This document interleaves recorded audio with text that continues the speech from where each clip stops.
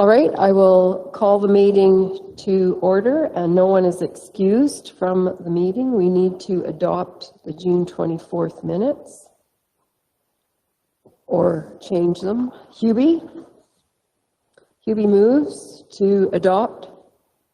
All in favor? Opposed? Motion is carried.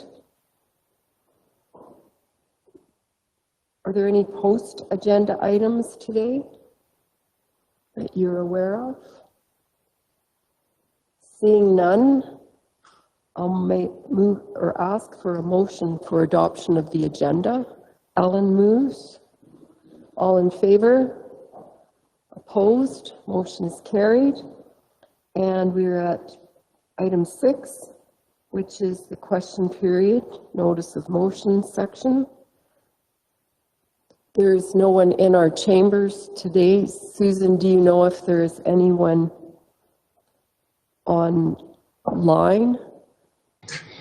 We have 9 people viewing the online live stream, and I have no questions in the questions box today.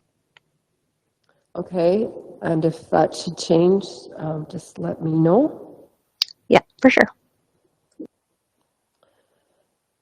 So the next item on our agenda is the public hearings, and so we will skip over that and move to, I guess, item 10.2. Well, maybe we'll start with 10.1, the planning and development report. If there are any questions, we can go back to this later, but often there are no questions with this report.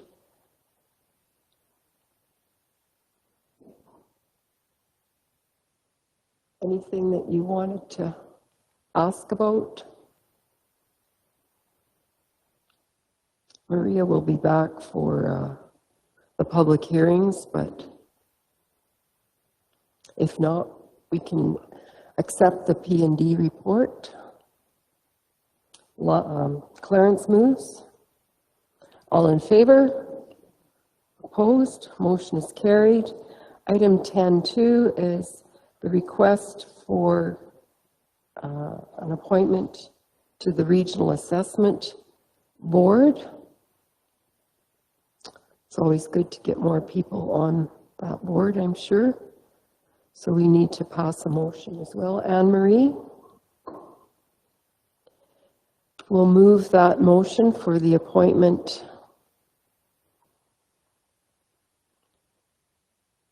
of Bailey Boulay from the City of Brooks. All in favor?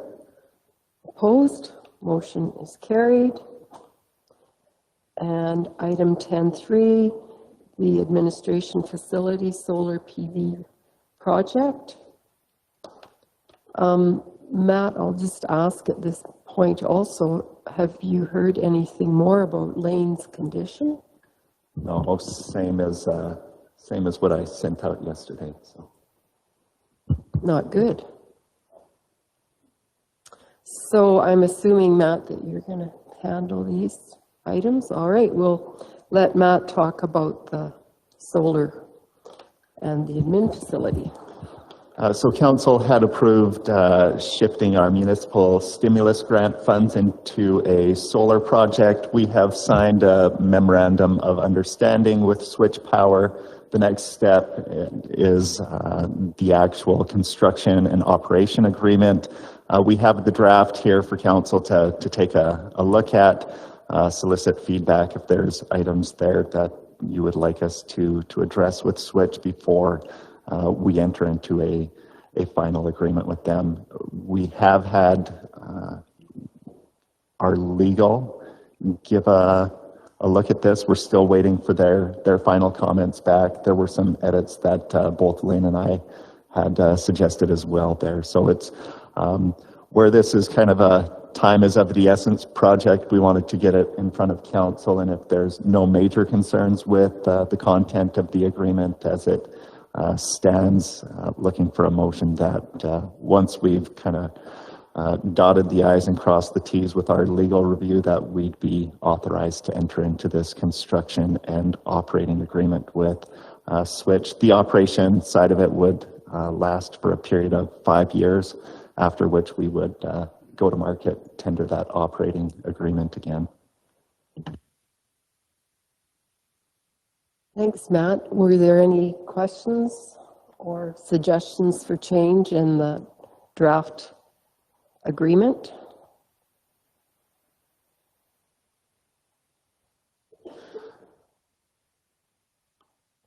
So that will be undertaken then, Matt, as soon as possible, basically. Yeah, just waiting for the final comments back from Stringham, and then we should be in a position to execute that agreement with Switch Power. And then they can start ordering solar panels and getting designs. And I think the estimated construction date they're targeting is for October, November to be scratching the ground. So they really need to get the equipment ordered as soon as possible if we're going to make our December 31st deadline for the province. Right. All right. Wayne. Okay. Wayne is making the motion to approve the plan and any of the changes that come following legal advice. All in favor? Opposed? Motion is carried. And that takes us to item 10.4, the policy review on the rec facility improvement funding. Yeah, so we had circulated the draft policy out to the user groups who worked with Lane through this community engagement, trying to put a framework in place that really provides council with some guidance when you have all these requests coming in from various user groups. The draft policy splits projects into major and minor projects with different funding schemes there. We are looking for a determination of, what would be considered major versus minor. It's always kind of hard to pin some of those dollar thresholds down.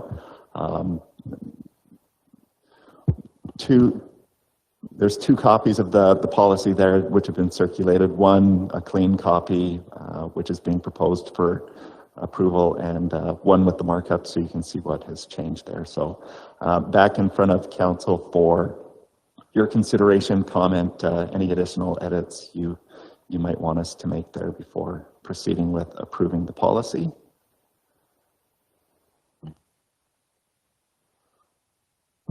Anybody have any suggestions or questions?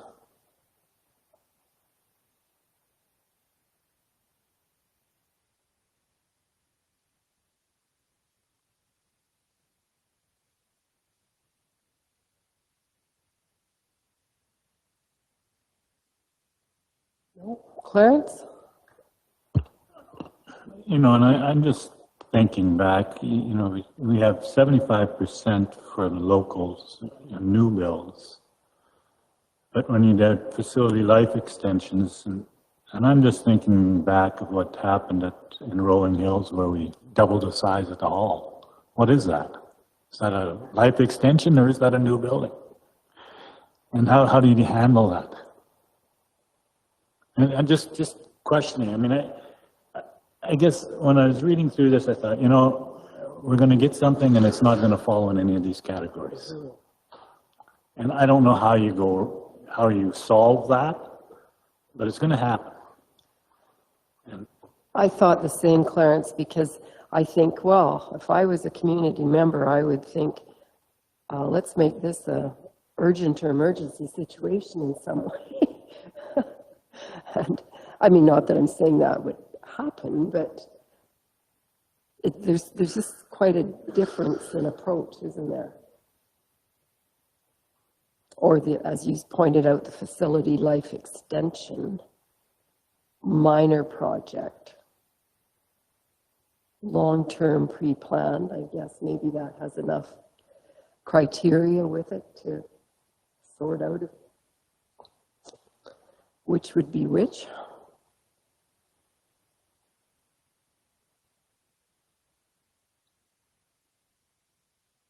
I guess with policies, we know they can change, but yeah. Wayne. We're always going to run into something that doesn't fit between the lines. And I think that's what council is here for. If something like that comes up, then it'll have to come to council of the day and they will make that decision. I think that's the only way it'll ever work anyways. This works for now, and we've got something we can at least use as a framework to work around, so I think this works. Yeah, I guess as long as people don't get the idea that it's written in stone, you know, that these are guidelines, or are they deadlines or sand lines? Brian.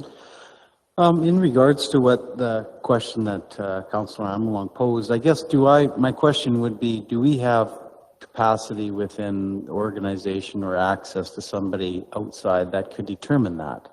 You know, we get an application in and it seems to fit, but maybe there is question marks around what category it fits in.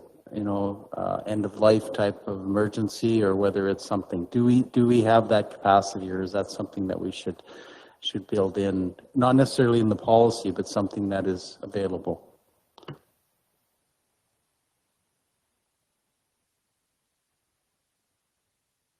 Matt? Yeah, I think as we move forward and we're looking at allocating these funds out to supporting the communities, there's such a wide variety, which is where, you know, this has really been a rub to try and create a box that everything's going to fit into. And I think really the policy here is a sand line, if I can borrow that, right? And I think really the council of the day is going to have to weigh and use their judgment for each of the projects that come. So in certain circumstances, we may want to recommend that we do source external help. And I think we had talked about that previously about, you know, third-party facility condition assessment. So when is that necessary, and when is it not? When do you get the engineer in? And each case is going to be unique. I think the policy at least provides to the community some clarity on where council is comfortable starting, right? So if you and your hamlet have a vision for a new community hall, brand new, category 1 new builds, we're looking for 75% to come from the community. So you at least know you probably shouldn't approach council until you've got 75%, a plan for funding that 75% before you propose a plan to council. And I think that's valuable. It makes the most of everybody's time and gives you something to plan for. Brian? Well, and I think the thing that it outlines more than anything is it doesn't matter what category you fit into, there is no 100% county.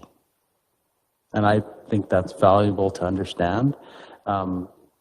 Understanding which one you fit in, I think, is important, and maybe that takes a little bit more work.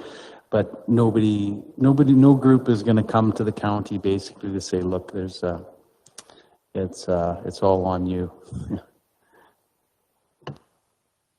All right, good discussion. And so the whole thought of this today is to put this in place.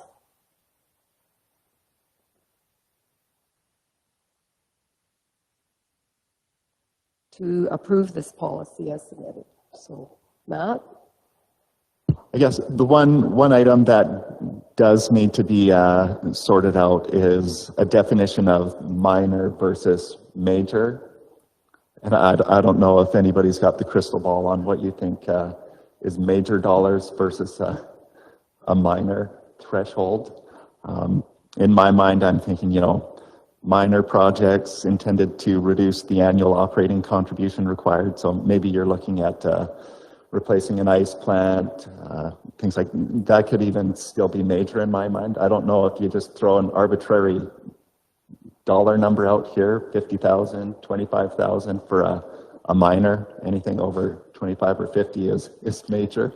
And I think you could go chase your tail on that threshold. So that needs to be, we need to come up with that according to this. Yeah, I see. So Lane's request is in the matter of the minor and major category 2.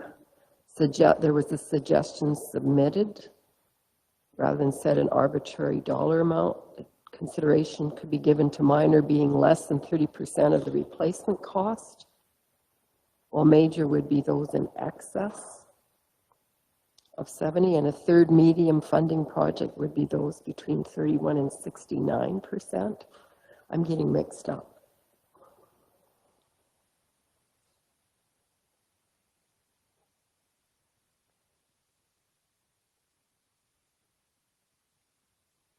So we have to write something in there, more definite then, Matt?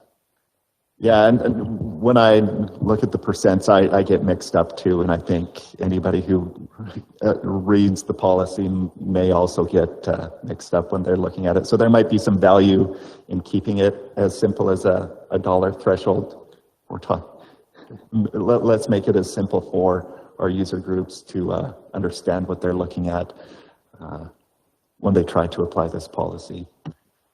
So you would recommend a dollar amount then? And you said something about 50,000, or I can't remember what you just said. Yeah, 25, 50, I'd probably lean towards 50,000 for a minor. You can't get much done on a rec center for $25,000 these days, unfortunately. So that would be where I'd suggest starting at, is 50,000 for a minor. And so that would go into category 3? Add in that? Does that make sense, folks? Kelly, Anne-Marie? I was just willing to make the motion as suggested. Okay, so we're going to approve policy 2021-075 with the addition of $50,000 being the number cited in category 3. Does that make sense, Matt? Yeah. Well, it's just category 3 is something to reduce annual operating cost contribution. I'm thinking more that we're looking at category 2 and saying major projects is something over 50,000. Because the category 3 is more to do with operating. So you're thinking that should be category 2? I've lost the category thing. Category 2 is major project, long-term pre-planned. So. Matt, what are you thinking there? 2 or 3? We're being specific. Category 3, minor, 50,000 and under. Category 2, 50,000 and above. And it gets kind of convoluted with 3 category 2 boxes there. And maybe you don't even need to put a dollar threshold on the category 2. What's minor?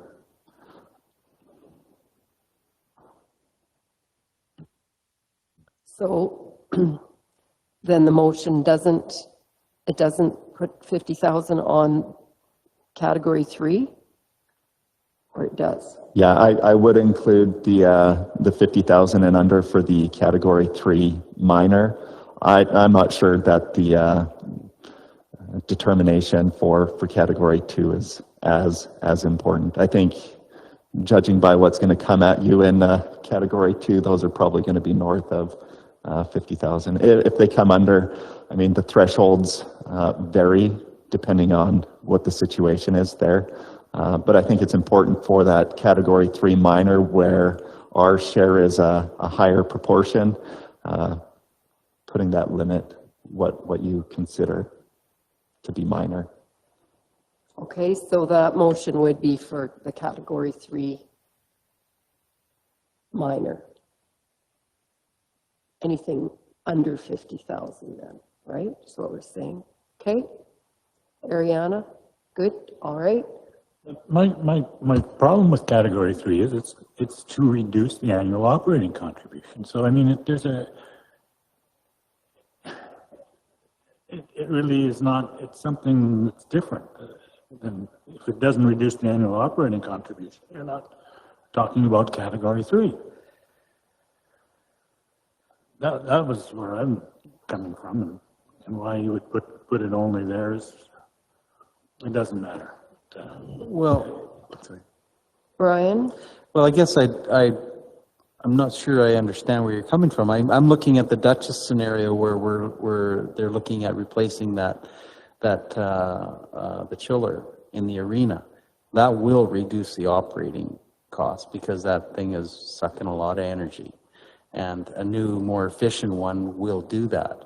So I think it is a fit. Maybe I'm not looking at it through the same eyes you are, Clarence, because it is going to be something that's over 50,000, and I'm just using it. I know these are for county facilities, and how does it fit into those ones? Well, if they're in a similar situation, Tilly's probably a good example where a new unit will reduce the operating costs.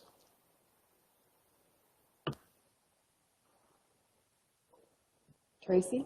See, and when I read it, I look at it as a facility could apply for utility expenses, like operating costs, your utilities, your wages, your that kind of thing is what I read it as. The annual operating costs are those kinds of things.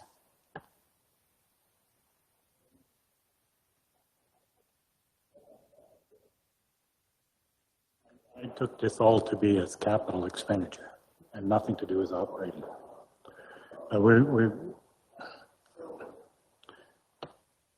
Maybe that needs to be said somewhere in this recreation facility capital improvement funding. Yeah, so the title of the policy is Recreation Facility Improvement Funding. The policy purpose states Development of new or upgrades. Yeah, so not for no operating in here. It would only be capital replacement. And the argument you're making for that capital project is the benefit to the county and partners long-term is a reduced operating cost moving forward because you replaced that capital item. So we got that covered, Trace. Anything else? Anne-Marie? And it does say we're going to review every 4 years, so this is a good starting point. I feel good about having something in place, and then maybe you have to lower it to 2 years. I'm not sure how many we're going to get in that time period, but maybe do a review in 2 years. And you might have to increase the 50,000, or you might have to change some wording. Do we have to put a year on the review? Can that change? Yeah, that certainly can change. We typically have those in there administratively just to hold us accountable for coming back around and making sure we revisit our policies on a timely basis. We try to get through all the policies, each council term. So should we say as required or every 2 years or? As required gives it broad enough, right? And I think as projects come in and council evaluates them, we're going to find out pretty quick where the rubs are on the process and applying these metrics. And if the policy needs to be amended after the first application, we can definitely do it at our leisure. And I think that's a good plan because you don't know until this gets tested. So if it's as required, I think that would be good. So we can put that in the motion as well, or direction. Kelly, that was your motion, wasn't it? Whose motion was it? Yeah, that's fine. that's understood. Any policy can be reviewed at any time. So, but if you want to add that wording to it, that's fine too. Okay, we've added the 50,000 category 3 minor and to be reviewed as required. Obviously, it's going to be every 4 years for sure, but maybe sooner. Any further discussion? All in favor? Opposed? Motion is carried. And we will go to item 11.1, which is Cole on our agenda. Hi, Cole, welcome. Thank you for being flexible today to fit our schedule. Good to see you in person. Yes, it's been a long time coming, but it's good to see all of you as well. Thank you, Madam Reeve and councilors for having me. I guess I'll just start off. There's not a whole lot. We've been pretty busy. We're making a lot of water, which is both good and a little hectic because there's no room for error and we don't want any downtime, which we haven't, but it doesn't take long when it's been as hot as it has. If we were to have any outages for us to be under the gun pretty quickly. So it's been good. And like I said, happy to be here again. The Tilly distribution system, we'll start with that. It has been completed, the flushing for it.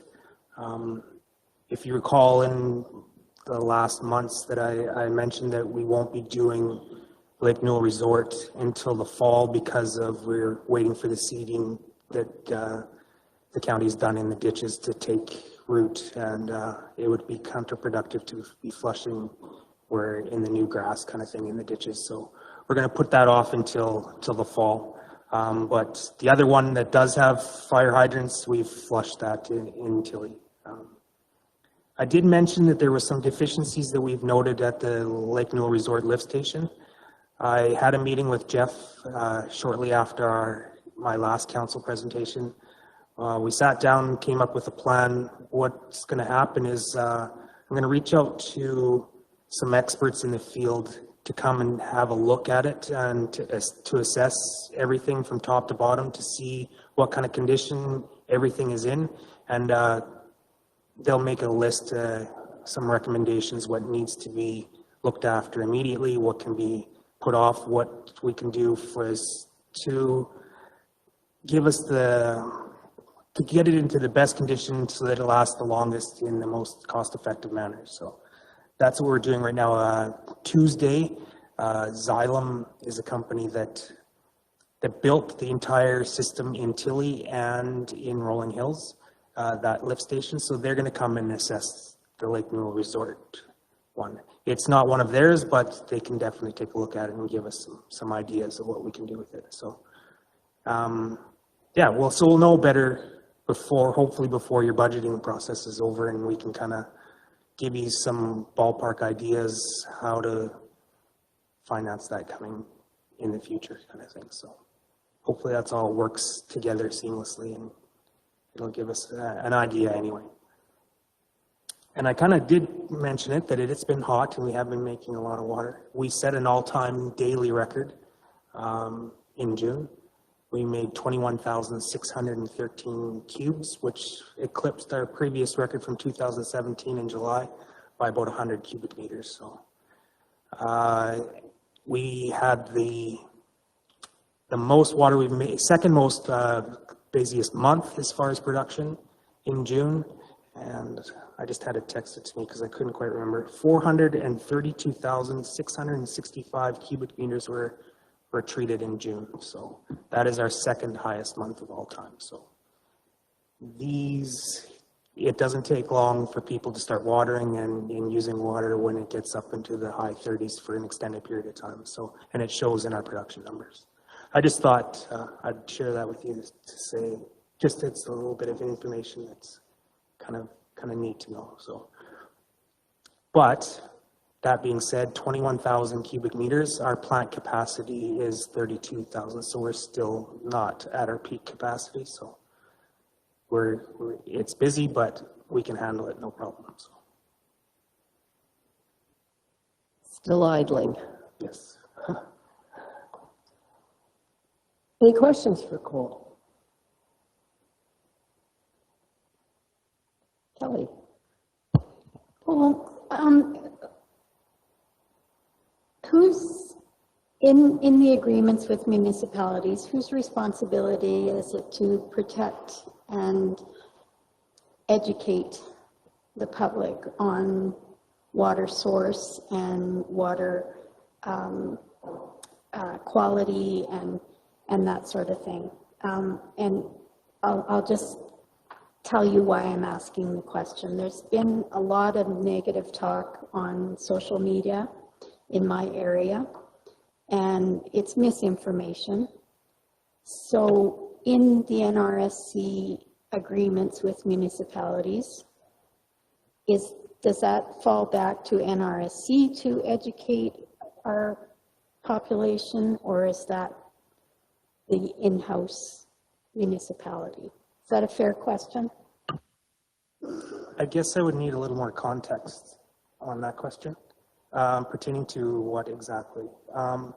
As far as information goes, we are very transparent. Every test and parameter that we test for is all published on our website. They can pick up the phone and I will answer any questions at any time regarding our operations, and I deal with it quite often. We deal with water complaints.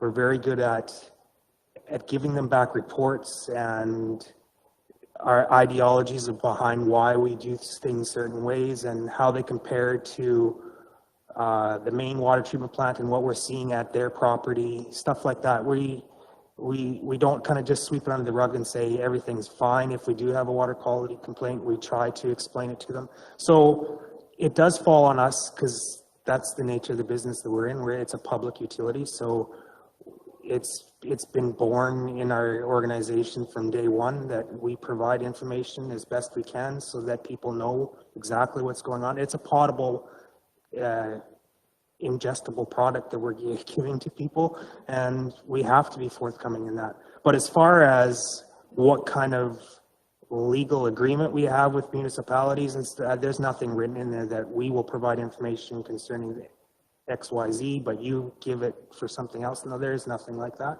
But like I said, we would be happy to answer any question, give out any information, liaise with any government regulatory body as far as whether it be AHS, Alberta Environment and Parks, and their mandates and guidelines, and the Canadian Drinking Water Standards Guides. We could answer questions pertaining to all those other regulatory bodies as well, fairly confidently.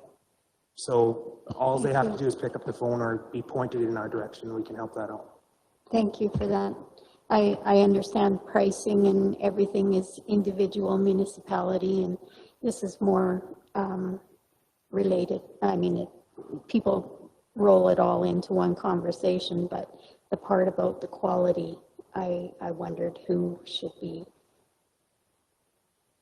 setting people straight, because there is information out there that is incorrect.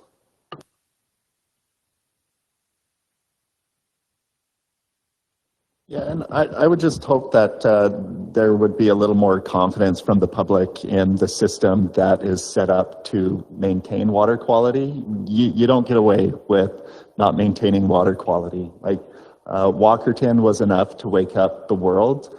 That's why water is expensive, because you test and you test and you test, and you cannot color outside of the lines on water quality. So I think we get really good service out of NRSC. I think it's good information for people to know that they can go to the website and fully transparent, get all the information they need to be confident in the water that they get.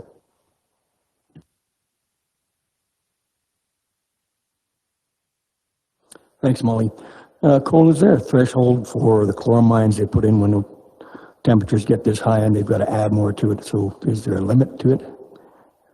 Yes, there's limits on practically every chemical that touches the water. So, but we're well within that. I believe it's 3 parts per million, and we're hovering right around the 2. Our targeted goals leaving the plant is 2.0. So, yeah, we've got plenty of room. And then we've never ever come close to having anywhere out in the distribution system close to our maximum allowable.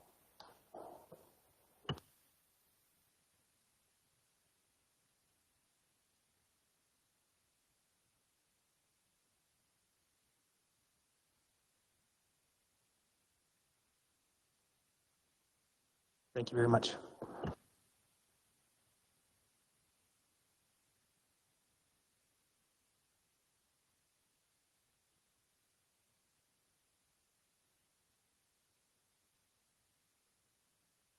Thanks, Brian. Okay, we need a motion to move in camera. We have a number of legal and labor items, I believe. So Ellen, you're moving us in camera, are you? Okay. All in favor? Opposed? Motion is. Thank you, Susan. Thank you, Ariana. And thank you for anybody else that is paying attention to us today. We're at item 7, public hearings. And so we need a motion to move into public hearings. Kelly moves. All in favor? Opposed? Motion is carried. And our first public hearing is in regard to the North Headgates. Maria. Thank you. This is an application for a land use amendment. Council passed first reading on June 10th.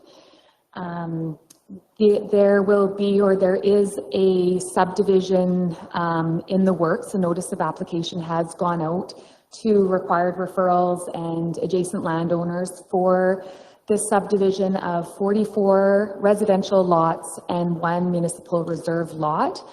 The development in this area is based on the North Headgates area redevelopment plan that was adopted in 2019 by Council to rectify the non-compliant development. So the intent of that plan was to support the lifting of the stop order that was on place on title to enable the development or enable further development on that land. So as you guys are, I'm sure, are aware, it was quite a mess, and Municipal Services, Jeff has been working really hard at cleaning things up and working with the surveyors. They built a road. So I think this is a step in the right direction. So the Schedule B will be the permitted and discretionary uses that are permitted on this or on the future subdivision. The setbacks from the property lines are based on the Hamlet Residential District within our land use bylaw. The current Bantry Bay area is zoned acreage residential, which has setbacks that have that don't work for that area. So I think these setbacks, in my opinion, will work better for this location. There is a maximum lot coverage of 35%, and this is based on the stormwater management plan that was approved by Alberta Environment. There are some stipulations for servicing requirements. There are or had been some septic fields and very questionable servicing in this area. So septic fields will no longer be permitted, and all servicing will need to meet the Alberta Safety Code standard going forward. So that's my bit. Thank you, Maria. Questions? Lionel. Yes, Maria. Under servicing requirements, and I'm sure it was written in here somewhere, but I missed it, obviously. Every development shall be required to install individual portable water system, but it doesn't say anything about our rural water supply. Every lot is provided with rural water. Not? I do believe there is the ability to hook up to the rural water system, but that would be at the discretion of the lot owner, whether they want to haul water or hook up to the system, as it's written in here right now. We did have a little bit of a discussion on that, and because there's no septic fields and there's just holding tanks, I think maybe the concern is if you have unlimited water, then you also have unlimited wastewater, which is maybe something to consider. But that's the individual's problem, because they have to haul that wastewater out. Right. So that's going to be the limiting factor for them. I know in other subdivisions, we're having problems now with hauling water in, especially in the spring, and they're doing a lot of road damage. And so I was just wondering if that could not be a consideration, that they have to hook up to rural water.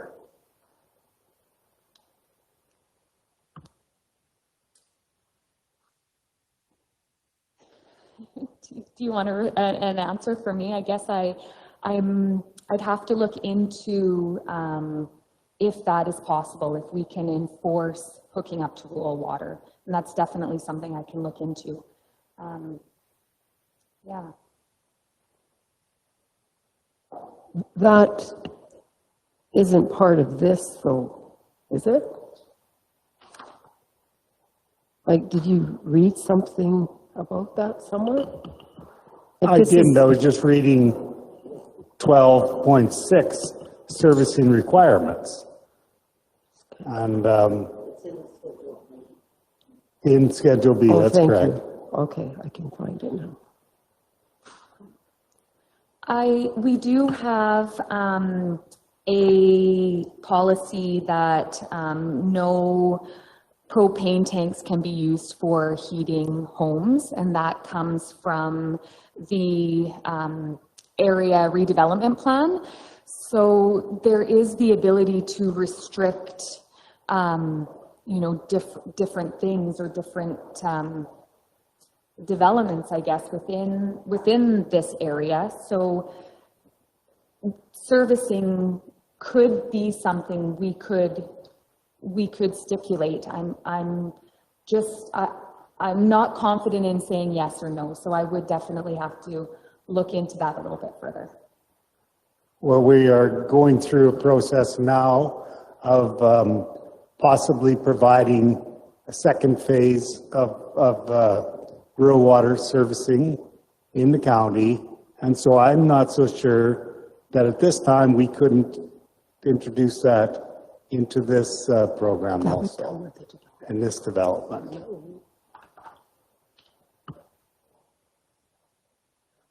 Matt? Yeah, I think Mark had actually raised this as a potential consideration for council at our budget planning meeting, that as part of rural water phase 2 and moving forward, there may be some desire or some merit to revisit our water bylaw and require, as part of future development, hooking up to the rural water, that we don't put ourselves in a spot where we get everybody caught up today and then 10 years down the road we have to think about mobilizing and doing it again. But and that might be a little bit complicated to look at, but maybe it's even limiting that requirement to your subdivisions, if you're in a subdivision and it's got your rural water service there. So I think we could probably keep that conversation going as we look at phase 2 and revisiting potentially that water bylaw.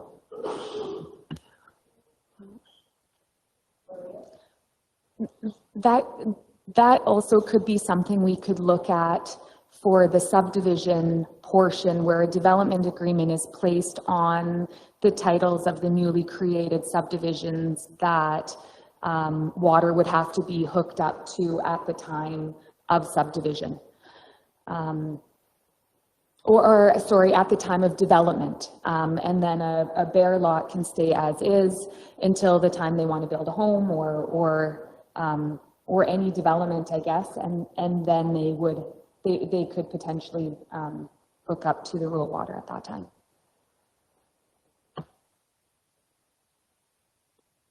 Okay, so it could be a condition further on in the process, yes. This today is just about the land use change, the way I read it anyhow. Anything other about that? Questions? Remember, this is your opportunity to ask. If not, we'll move on to the second bylaw, which is a road closure and lease, and this is just at the public hearing stage today with just to see if we should be moving it forward through the readings. I think item 7.3. Excuse me. Thank you, Madam Reeve. So this is just the public hearing for road closure bylaw 2015-21. The applicant would like to add some more irrigation to the southeast of 29-2017. So the pivot, the new pivot, the proposed pivot would then irrigate over top of the road allowance.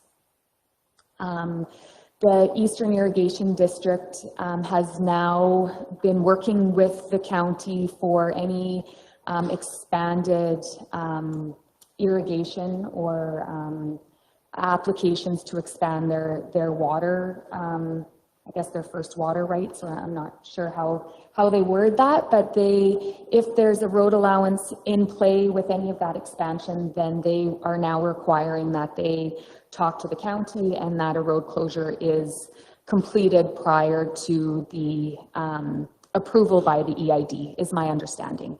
So that's where this one comes in. So they're being proactive, which is really great. And that's the reason for this road closure. This also will require Alberta Transportation approval. So that's why this is just the public hearing, because they require any comments from out of the public hearing to be sent to Alberta Transportation prior to second and third reading. So that's this one. Questions? Kelly? Remind me, Maria, what is the length of stay in a road closure and lease? Is it a 10-year lease? Yeah. That's right. We require payment for 10 years, and the lease agreement is for 10 years, and then they can extend after that period.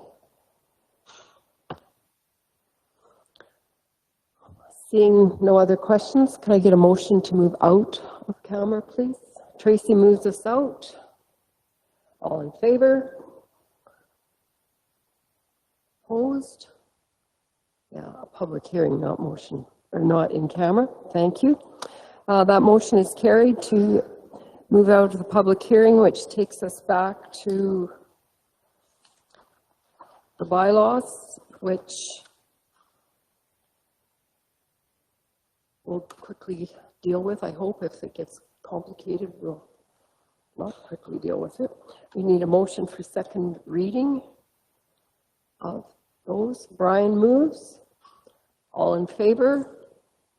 Opposed? Motion is carried. And for third reading, Anne-Marie moves. All in favor? Opposed? That motion is carried. And that completes our bylaw work and our public hearings. So we'll move on to item 12.1 on the back page of our agenda, which Stuart is here to answer questions about. We sort of got a, thank you, Maria. We got a bit of a heads up the other day about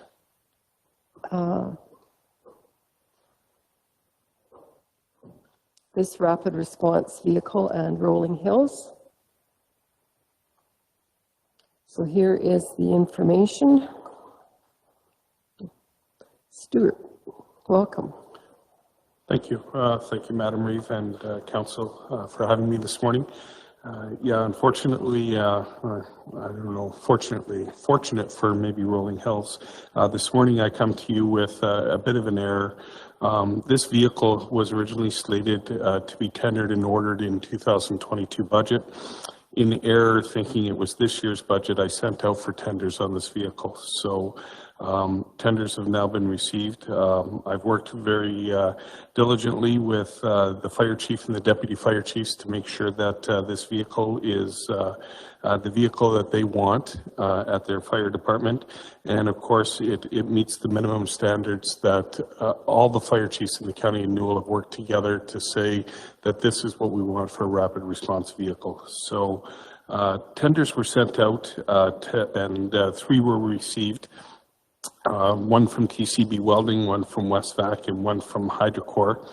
And very, very competitive and close in pricing. Hydrocore was our cheapest price that came back to us at $108,816.66. Unfortunately, Hydrocore quoted on a vehicle that was for 2021, and I requested that the vehicle be 2022. And then there were some inferior or different specs that they gave back to me on the interior of the truck and how the truck was going to be designed compared to the way the other 2 tenders came back. So in a lot of ways, Hydrocore really only met about 50-55% of what the criteria was in the tender. At this point, TCB was the next best price, and we would like to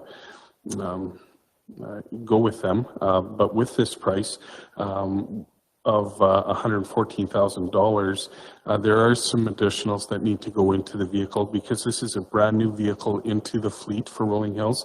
We don't have the luxury to transfer across things like the portable radio that's in the fire trucks, the iPads that are typically there, and things like that. So there are additional costs that we are going to have to do to outfit this vehicle that were not included in the tender to about $10,000 and $10,020 to make the total project be $125,000. So the costing issue, it comes to a costing issue because this was in the 2022 budget. I think in our budget for this year, we tendered out and awarded for a Rule Pumper engine for the Dutchess Fire Department that is not due for delivery till August of next year in the 2022 budget. So my request today is, and recommendation, is that we accept the tender from TCB Welding for $114,000 and $114,980. With the additional cost of $10,000 to make the total project $125,000, and it to be funded from the Dutch's rule engine for this year, and then in next year's 2022 budget, we just allocate the money for this rapid response vehicle back into the Dutchess to pay for the apparatus when it shows up in August.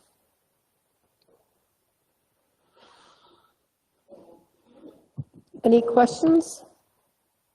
Stuart, who does the scoring of the tenders? The scoring of the tenders happens with myself, Ashley, my administrator, and the fire chief. Okay. So we sit down together, we look at it, and we say, do they meet the criteria set out in the tender? And it's actually, the way I've got it laid out is pretty simple because they're yes and no answers, and if there are no answers, then they list what the difference is. So it makes it quite simple actually to go through it fairly quickly and say they do or they don't meet the tender. One of the sticking points with this tender was we wanted key color cloth seats, and they were telling us that they were going to give us vinyl seats. one of the worst type of seats that a firefighter wants to sit in after fighting a hot fire and jumping into a vehicle. And so definitely the cloth is better than the vinyl. And that's just one example of the things that weren't included in the vehicle. Yeah, I just was curious. I'm glad to, I suspected it would be 2 or 3 people for sure, so good and objective. Brian? So remind me what the cost has done over the last, since we started purchasing these rapid response vehicles. My mind says there was the original ones were around the $90,000 mark, and I'm just curious why the acceleration in price. I know everything goes up, but that seems pretty dramatic. It's a very good question. I do know that in talking with TCB and why we've gone to 114 this year, the truck alone price difference was close to $4,000 from last year to this year when we ordered Bazzano's rapid response vehicle. So that's a big climb already on a vehicle that's going from 100 to, and other than that, there have been a couple other things that were added.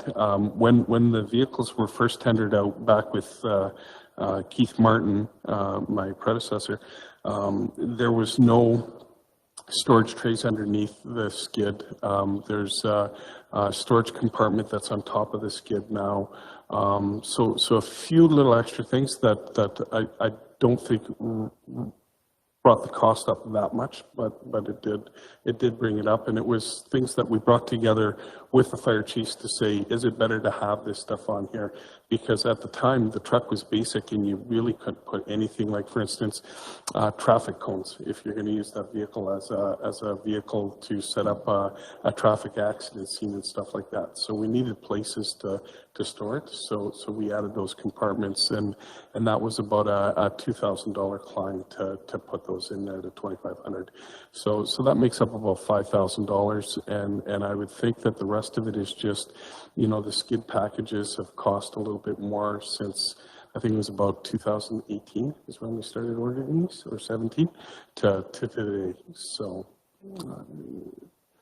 that's as much as I know on that, on why it's risen. Nothing gets cheaper. I'm surprised they could even find trucks. Crazy. Any other questions? Do we have a motion to proceed? Kelly moves that we go ahead with the purchase of this rapid response vehicle for Rolling Hills, and that the budget be adjusted accordingly for next year's purchase with Duchess. I know that there's a grammatical error in there, or not grammatical, spelling error for it says ITB, I think it's supposed to be TCB on the resolution, so just want to make sure that's correct. Yeah. Not a problem. TCB Welding. Perfect. They All are in two different favor? companies, so yes. Opposed? All in favor? Opposed? That motion is carried. Thank you, Stuart, for that. Is it a hot day out there again? Yeah. You bet. All right. Lunch is here. All right. We've covered page 1 completely off.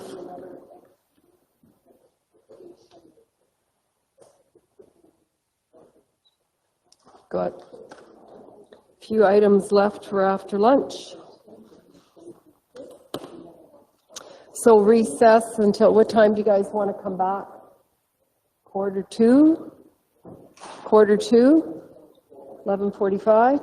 12:45, I mean. Okay.